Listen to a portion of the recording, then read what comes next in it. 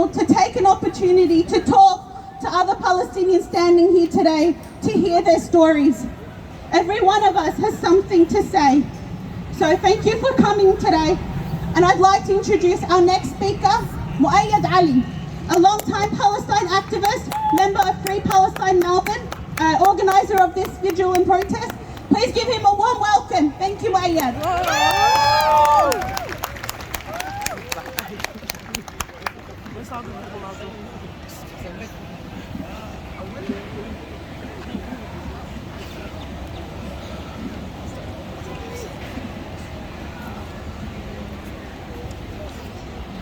Good afternoon, everyone. Good afternoon. Good afternoon. Assalamu alaikum wa rahmatullah wa barakatuh.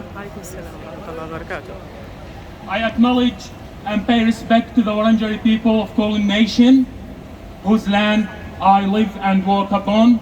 Always was, always will be Aboriginal land. Always was, always will be Aboriginal land. Yes.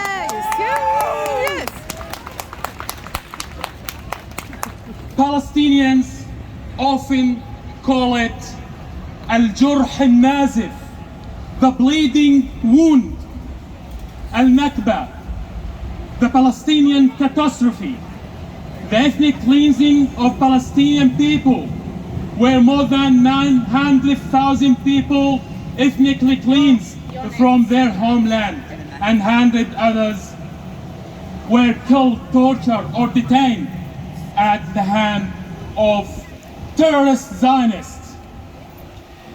It has been 74 years since our life as Palestinians changed. It has been 74 years of pain, 74 years of fighting the darkness of Zionism. The ethnic cleansing and the massacres conducted in 500 Palestinian villages will remain a shameful spot in the human history and the history of the occupation. According to the statistics of UNRWA, in 2021, there are 5.7 million Palestinian refugees registered with UNRWA, and other millions are not registered in diaspora. All of them deprived by the occupation from the right of return to their homeland, Palestine, while any Jew have no connection whatsoever with Palestine can become a first-class citizen immediately in apartheid Israel.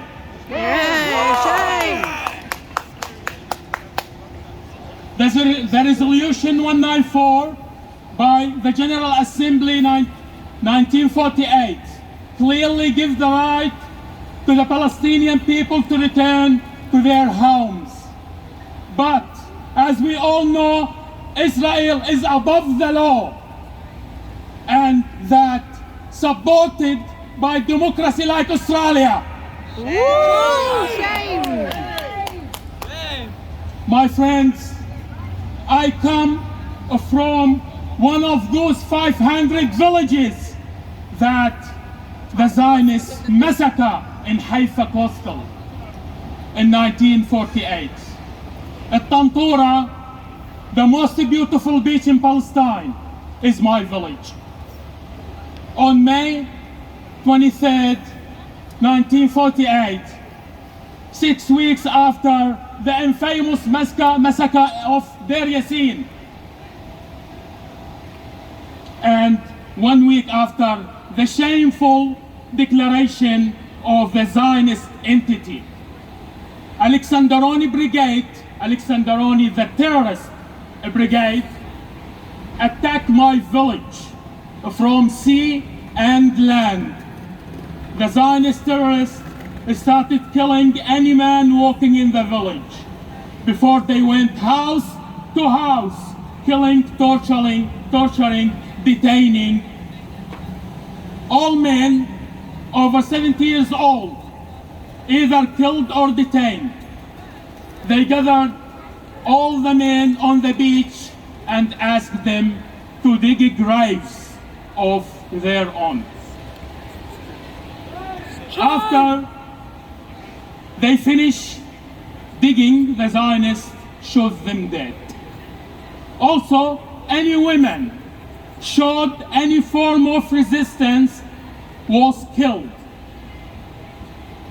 The night was a turning moment in the history of our peaceful village. Forever. More than 250 were killed and 100 others detained. Because of my grandfather was killed 1 year before the massacre at the hands of the British soldier, my grandmother didn't know where to go after the massacre, especially after the Zionists detained her older son. She walked on foot with her 6 kids, including my father, who was 13 years old, along with her sister with her 7 kids, to the nearest village, Al-Fradis, where they were expelled again by the Zionists to the West Bank. In the West Bank, the family journey of refugees started and not ended until this moment. In the West Bank, there was no UNHCR, no UNRWA, or any kind of humanitarian organization to look after refugees. So my grandmother ended up in a truck going to Iraq, while her sister ended up in a truck going to Syria. The family separated in 2 different countries. During the agony, she lost her 8-year-old daughter and never seen her since.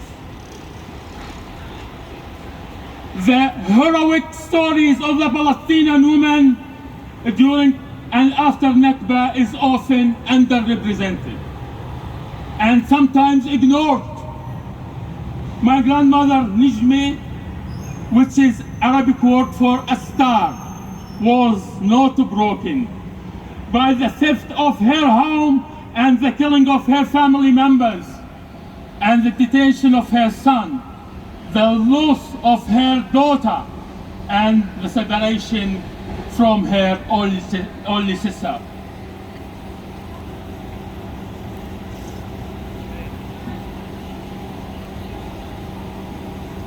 She embarked an extraordinary journey to Iraq, a country she had known no one in. This widow learned to become a midwife, to be independent and to support her kids. Not only she did raise her 6 kids, but also 20 orphans from the extended family. Most Iraqis local know her and call her Jeddah, the Iraqi word for grandmother. She was able to work until she reached 80 years old. And the only hope for her was to return and swim in Tantura Beach. Her name was a star. And indeed, she was a star.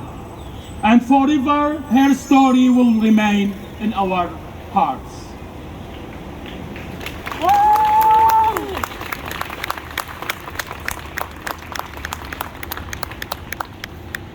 In 2019, I was able to return to my village after 70 years of the massacre and participated in the March of Return to Tantura, which organized by Palestinian Association in 48. When I reached the village and my friend parked her car, she told me Now we are standing on what used to be the cemetery of Tantura, and your grandfather might be buried here. The village was demolished after the massacre to erase the crimes from the history of the Zionism, and has been replaced by two Israeli resorts, Dur and Nahshalim. Shame! In 2000, Tidi Katz, a student in the University of Haifa, interviewed ex-Israeli soldiers who participated in the massacre, and he was able to record their shocking claims which exposed the killing of innocent people of Tantura. But he was taken to the Israeli court and forced to withdraw his thesis. This year, the filmmaker Alan Shores produced a documentary called Tantura. The film documented the massacre according to the Zionist witnesses, which also match the Palestinian narrative. Free Palestine Melbourne working hard to make this film available in Australia very soon.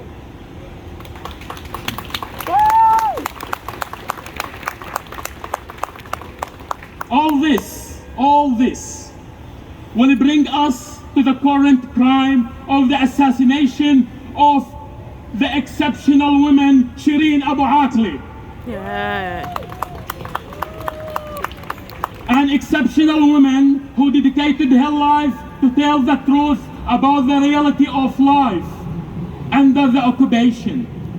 Family member who was always under the occupation. She was considered by most Palestinians and Arabs around the world as a family member who was always present in the middle of the hot events to show the ugly and real face of the brutal occupation. Shireen was a family member who lived with us in our family rooms for 25 years. For example, the world learned the second intifada from Shireen. They learned the Gaza wars from Shireen. They learned Sheikh Jarrah and Al-Aqsa from Shireen Abu Akleh.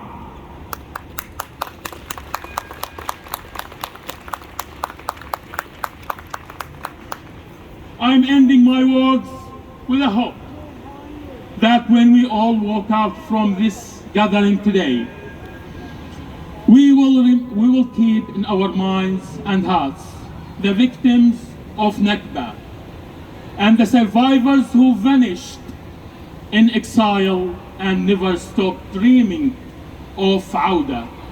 We shall return. Free, free Palestine! Free, free Palestine! Free, free Palestine! Free, free Palestine! From the river to the sea, Palestine will be free! From the river to the sea, Palestine will be free! From the river to the sea, Palestine will be free! From the river to the sea!